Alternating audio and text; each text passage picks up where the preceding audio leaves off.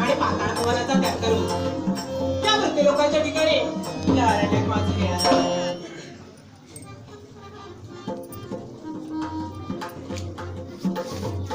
कैलासवासी सुहास पंडित यांच्या स्मरणार्थ श्री घनश्याम पंडित याचकडून हे बहुमोल असं 100 रुपयाचे पारितोषिक मला आले आहे. त्यांचा आणि तुमचा आभार मानून या बक्षिसाचा मी स्वीकार करते.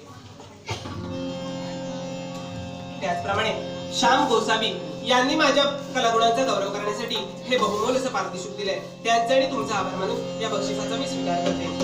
त्याचप्रमाणे प्रकाश बळीराम पंडित यांनीही माझ्या कलागुणांचा गौरव करण्यासाठी हे बहुमोल असं पारितोषिक दिलंय. त्यांचा आणि तुमचा आभार मानून या बक्षिसाचा मी स्वीकार करते.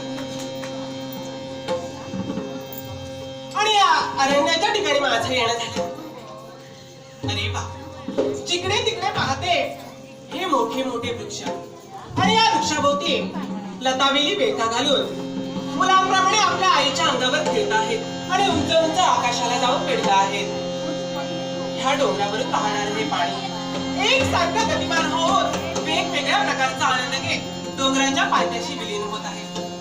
गारगार वारा सुटलाय आणि या गारगार वाऱ्यामुळे अंगावर शहारे येत आहे.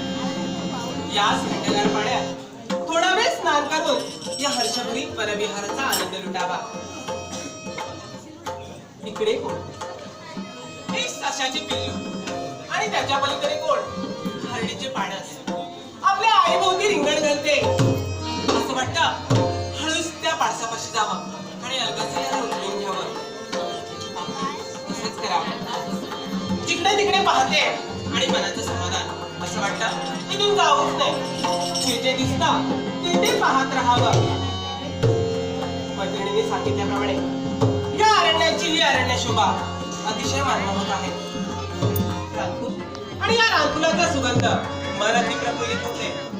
वसंत ऋतूने बहरलेला हा शृंगार आणि त्याला साथ देणारे मधुर पशुपक्ष्यांची किलबिलाट. या उज्ज्वल मनात मयूर पक्षी आपला सुंदर मोहक पिसारा फुलवून वसंत ऋतू जणू